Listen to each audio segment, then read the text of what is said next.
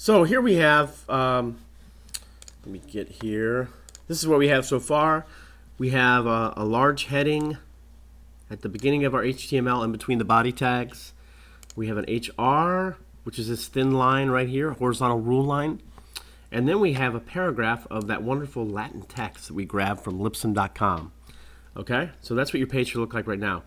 Not the best looking page, but now we're going to design it. Again, we're always going to throw up HTML on the page in sequential order from top to bottom, and then use CSS between the style tags, the style type, up above the body to design it and talk to each one of these tags and design them. So let's go ahead and get into that. So again, here's our page. Let's see. There we go. So again, here's what I have so far. So what I'm going to do is I'm going to first talk to, let's go ahead and talk to the body. So you can, this is one tag. The body really means the whole page, the entire page. And we're usually going to change the background color of the body. So I'm going to go up here, put my cursor just at the end of that style type equals text CSS line. See it blinking right there. I'm going to hit the return key. And I'm going to say, hey computer, I have a tag down there called body. And I'm going to do the open curly bracket and hit the return key a few times and close the curly bracket before I do anything. That way I always remember to open and then close. Okay. Now, to change the background color of something, we're going to say the word background. Okay. And notice again, Text Wrangler recognizes that term, turns it a different color, and then we're going to do the two dots, the colon, right there. Now, I'm going to add something called hexadecimal color to this line, and I'm going to tell the computer what exact color I want out of a choice of millions and millions of colors. So I'm going to save. I'm going to go Command-S and save as I'm working. And then I'm going to go to a place called Color Lovers, and it's the British color. So it's COLOURLOVERS, colorlovers.com.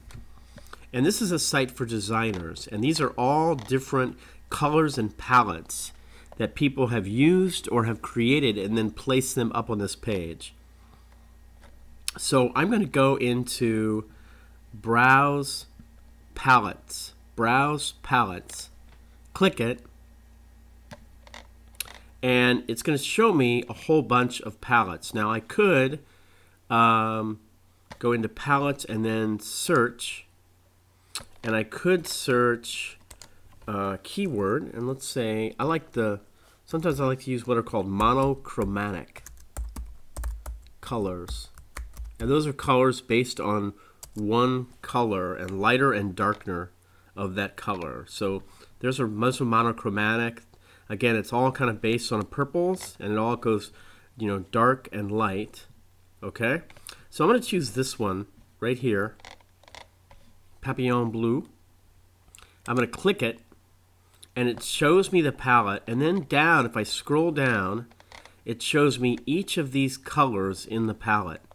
Okay? Now the palette, I can use all these different colors for the text, for the background color, for anything. So I'm going to go down here, and what we're looking for, I'm going to choose, let's say this color right here for the background, this light wings they called it. But if you see where it says hex, I'm circling it right here. It says hex, and then it gives you a 6-digit letter number combination that to the computer means exactly this color. So let me show you. I'm going to highlight this number with my mouse. I'm going to copy it. Go Command-C to copy. And then I'm going to go back to my document here. And to use this color, we need a number sign or a hashtag in front of it. Right there. And then I'm going to paste I'm going to go Command-V to paste the number that I grabbed and copied. And then a semicolon. And the semicolon is a polite way to tell the computer, hey computer, I'm done with this line of code. Go to the next one. Okay, so it kind of ends the line of code in CSS. Notice we don't have to do it in the HTML here. Okay, but we do have to do it in the CSS. And notice that also I announce what tag I want to mess around with. I have open and close curly brackets, and then in between there I create a laundry list of stuff that I want to do. So we're going to change the background color of the body. And let me go right here. Here's my page. I'm going to reload it. And sure enough, that color showed up. Now, so we're going to keep going back to this palette that I have and keep grabbing these numbers to color our page. Okay? So let me go back into Text Wrangler. So we've done something to the body. Now, we're going to actually talk to this H1 tag. I like to go in sequential order if I can in my CSS. That way it kind of matches what's down here in sequential order.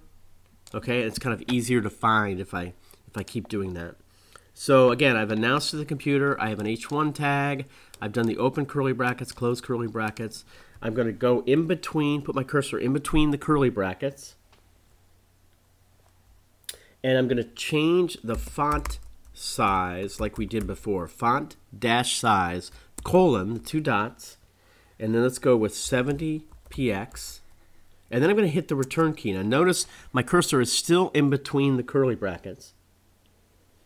So I'm going to change the color of the text. So to do that, I'm going to use the word, anytime you want to change the color of the text, you're going to use the word color and a colon, the two dots.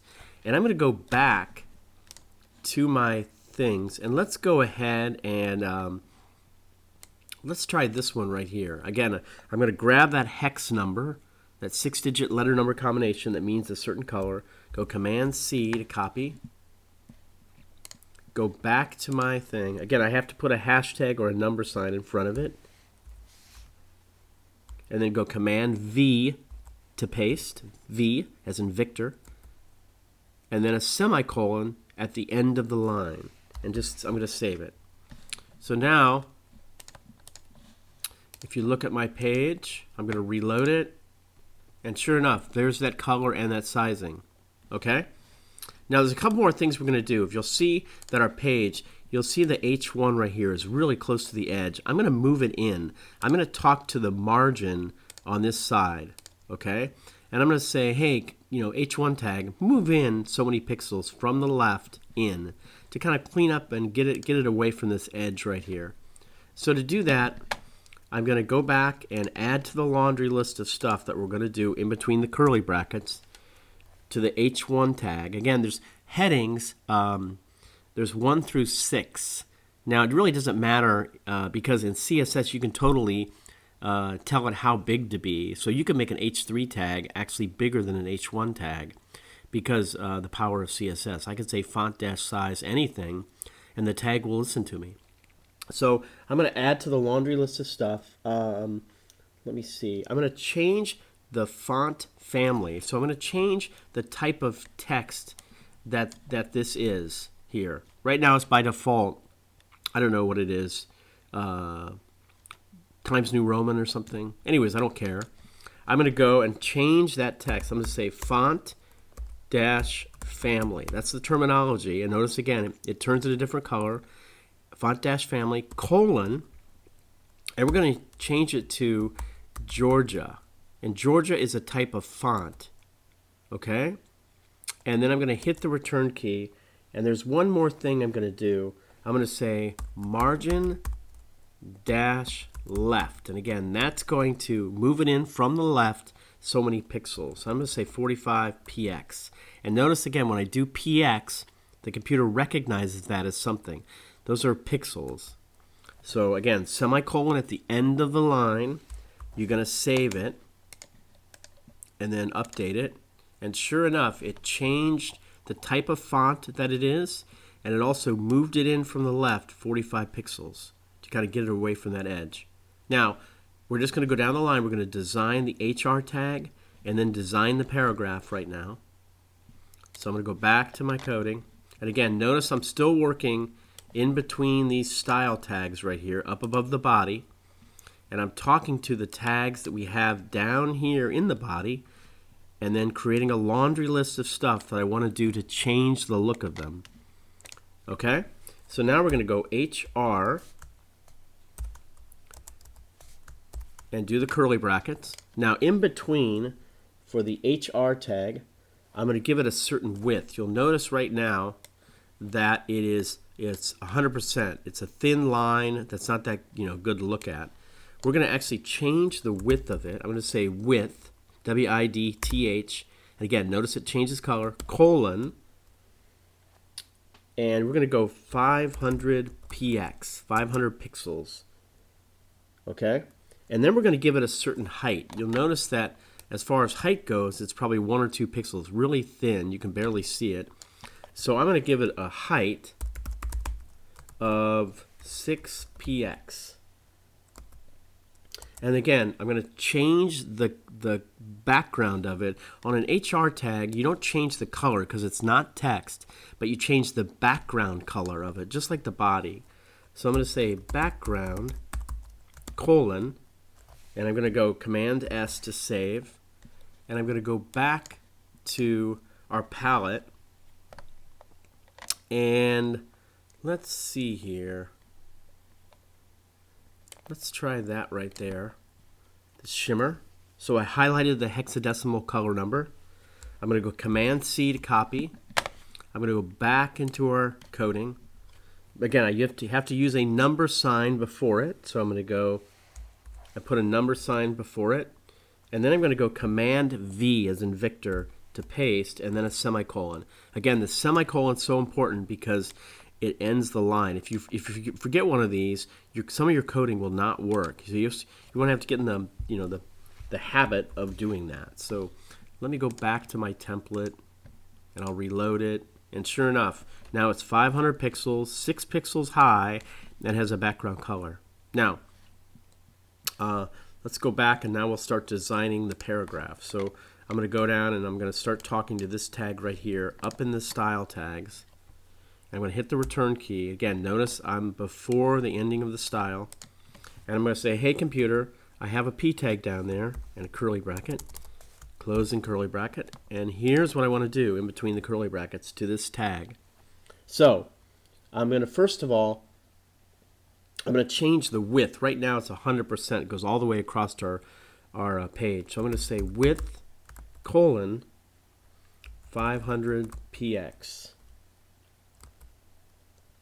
Okay? And again, just to show you, now it's 500 pixels. Now notice on the left, we're going to take care of that. And also notice the paragraph text is quite small. We're going to change the font size of the paragraph in a second here. So I'm going to hit the return key, and again, I'm adding stuff, a laundry list of stuff in between the curly brackets for this tag. The next thing we're going to do is do the font size. The font dash size, colon, and let's go with 18 px. You can use px. We could use pt in Word. Okay, notice it does it. In Web Design 2, we're going to use em or percentages, but let's go with px, and let me see what that does. 18 pixels high. So I just want to see what that looks like here. So it does something. Let's go a little bit bigger on that. So I'm going to go here, and I'm going to make this, let's go with 24. And we'll go with that, and then I'm going to add to the laundry list of stuff. And the one thing I'm going to do is, too, if you'll notice that these lines, you'll see at the ends of our paragraph, see how this is nice and straight right here, the paragraph line? We'll see how this is kind of all over the place. To change that and give it a kind of a straight line look, we're going to change the alignment of the text. So we're going to say text dash align, A-L-I-G-N, colon, justify. And it's going to clean up the edges of our paragraph. So let me just kind of show you what this stuff looks like here now. Okay. Now, because, again, I changed the size of the font, and notice because of justify, it all kind of lines up nice and formal. Okay. So let's go back to our document here, and again, my cursor's at the end of the line with a semicolon at all the ends of the lines. I'm going to hit the return key. And what else am I going to do? Oh, I'm going to indent the first line of the paragraph. So I'm going to indent this first line here in. Okay? So I'm going to say text dash indent colon 70px. Okay? And again, a semicolon at the end of the line. That's going to indent the line of text. And then the next thing I'm going to do is I'm going to add a background color. Background colon, and then I'm going to grab one of those hexadecimal color numbers here. And let's see here. I could go back with this. Let me try this.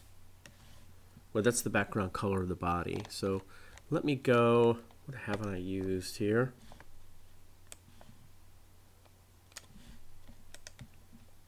Let me reload this thing here. So I have that color, that color. Okay, I could go with this one right here. And I'm going to copy it. Again, to copy that hexadecimal color number. And I'm going to go back into my document and again use a number sign, hashtag in front of it, and then paste that number that I copied and use a semicolon at the end of the line, save it. And let's see how that looks. Okay. So we'll change the text color. I haven't done that. So, but notice that the background color, let me go ahead and change the paragraph text color really quick here. And to change that, the color of text, I'm going to say color, colon, and let's just say the word white. And we'll make it white text from that dark blue background. Okay. There. Okay, so now you can see it. Now the thing is, see how tight the background is? See how the text goes right up against the background? It'd be nice to kind of have some space so that that paragraph text can kind of float in there and given some kind of empty space or breathing room inside that background. So what I'm going to do is I'm going to add something called padding. So I'm going to go into my document here, and again, I'm just adding to the laundry list. I'm going to say padding, colon, let's say 35px. And that's going to be 35 pixels on either side, top, right, bottom, left. And it's going to create 35 pixels on those four sides, the top, the right, the bottom, and the left, around that background and the paragraph. So if I go back here and reload it, now you'll see, again, we have that empty space, and it makes it much easier to read. Okay? Now we do have an issue. We have an issue in the fact that our paragraph is over here on the left, and it looks kind of odd. So we want it actually in the middle. So we're going to do something to let the computer figure that out. So we're going to add a line of code to our laundry list, and we're going to say margin colon, we're going to do two numbers. So the first number I'm going to give it is for the top and the bottom, and the second number I'm going to give it is for the left and the right. Okay? And the computer's going to recognize, oh, there's two numbers there. The first one goes, it's going to be 50px, and then I'm going to hit the space bar, and then I'm going to use the word auto for the left and the right. And that means that the computer, it's up to the computer to figure out the left and the right margin, basically to keep it in the middle. So it's a little trick in web design. Okay, and I'm using this because I have a width to it. I have a fixed width of 500 pixels. I'm going to use what's called margin. And again, this first number goes with the top and the bottom margin of the paragraph. And then this second number, which is actually the word auto, allows the computer to figure it out what it should be on the left and the right to keep it in the middle. Okay, so I'm going to save it and then update my page, reload it, and sure enough, there it is. Now, here's the cool thing. When I change the size, notice that the computer keeps updating and changing where that paragraph is. Okay, as far as the sizing goes. So it does all the work for me. All right, so there is your first page. What I want you to do is keep using Google search. Let me go to Google, and let me go in, I'll make a new thing. If you go to, let's say you're going to do a search in Google search, and you're going to say CSS text.